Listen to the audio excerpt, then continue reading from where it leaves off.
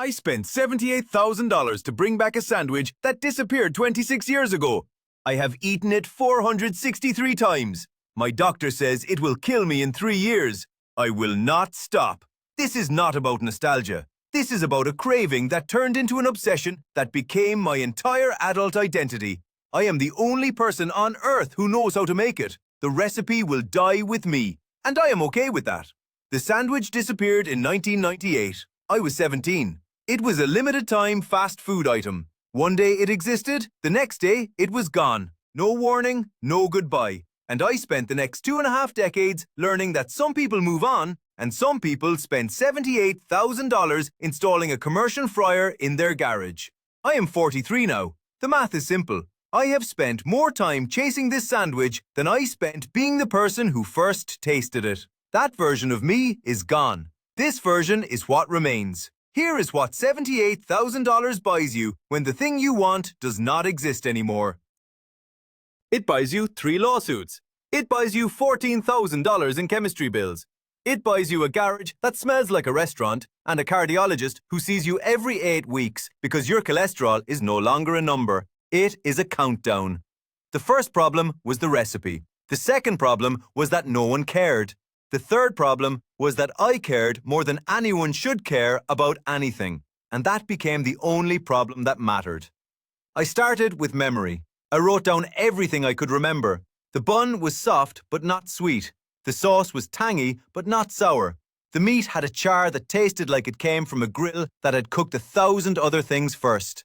I had a list of textures and a list of feelings. Neither one was a recipe. So I went hunting.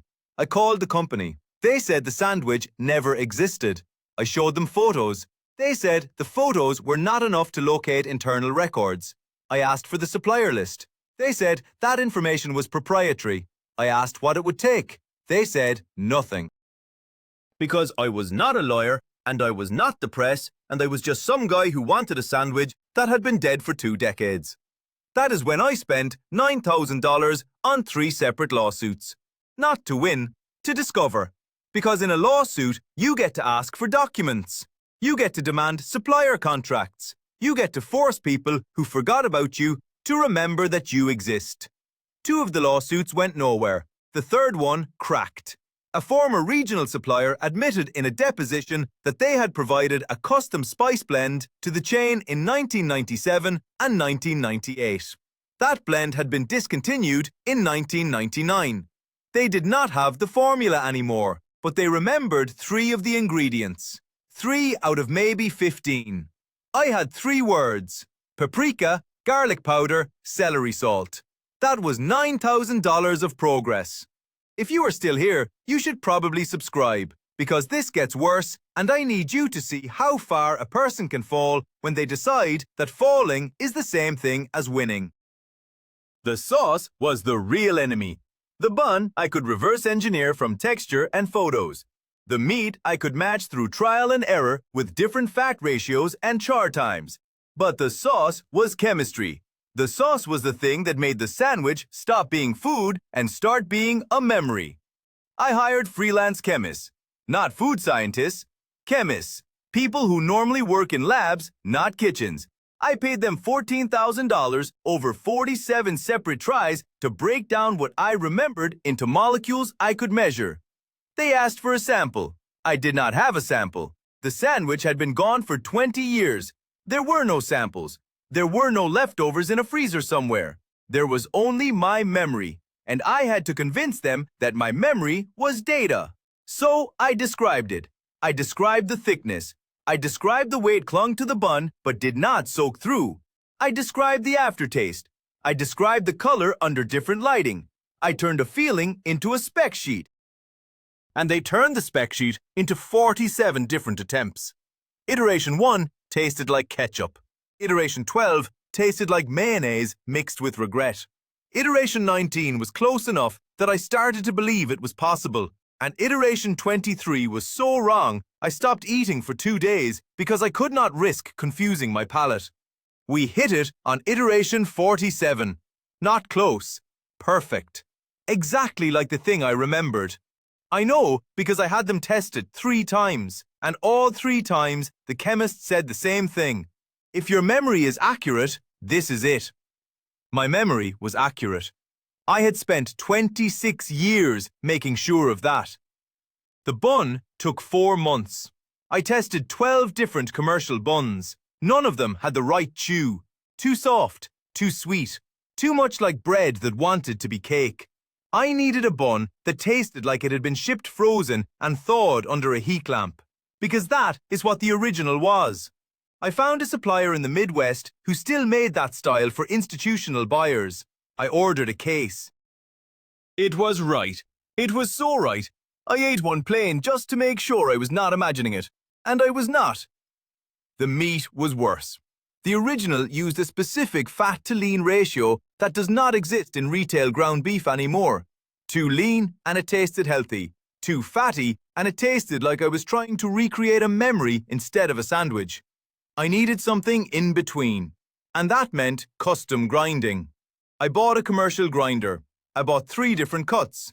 I spent 2 weeks testing ratios in 5% steps until I hit the exact texture and flavor I remembered. 85% lean, 15% fat, with a small addition of brisket trim for the char flavor. It was perfect. Then I realized I could not cook it in a normal kitchen. The original sandwich had been cooked in a restaurant, in a fryer that had cooked hundreds of other things, in an environment that smelled like oil and salt and a little bit of old grease that never fully cleaned out. My kitchen was too clean. It tasted like home. I needed it to taste like work. So I spent $12,000 installing a commercial-grade fryer and a professional ventilation system in my garage. Not a home fryer, a real one. The kind that needs a dedicated circuit and a vent hood that pushes air outside at 400 cubic feet per minute. My garage stopped being a garage, it became a kitchen. It became a place where I could make one thing, perfectly, forever. The first sandwich I made in that garage was the sandwich. Not close, not pretty good, the sandwich. The exact sandwich I had eaten 26 years earlier, rebuilt from lawsuits and chemistry and obsession. And when I bit into it, I did not cry and I did not smile. I just knew. I have eaten it 463 times since then. I know because I keep count. Every sandwich is identical. Same bun, same sauce, same meat, same char, same everything. I do not vary it. I do not experiment. I do not try to make it better. Better does not exist. This is the end of the line. My cardiologist sees me every 8 weeks now, not because I asked, because he insisted. He ran my blood work after I told him what I was eating, and he said I needed to be monitored, not treated, monitored, because treatment would require me to stop, and he knows I will not stop.